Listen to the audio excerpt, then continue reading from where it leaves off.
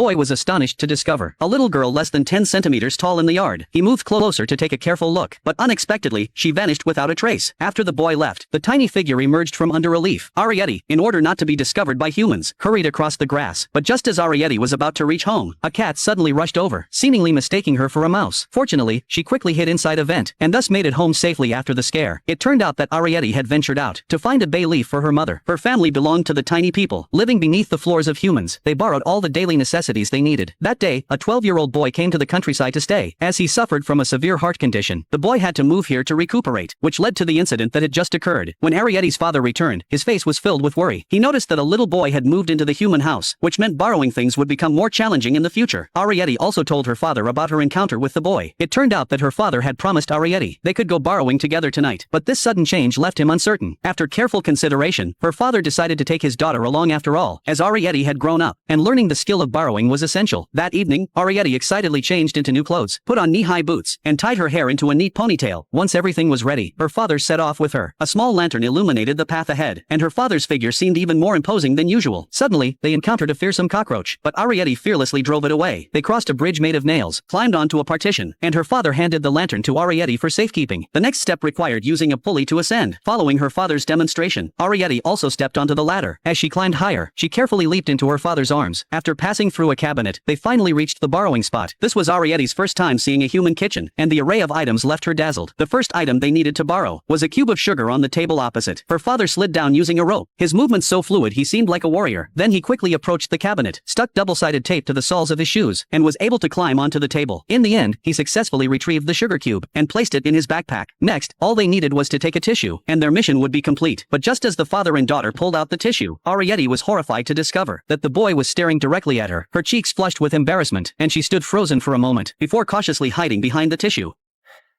Hey, I know it was you, in the garden. I knew I saw you.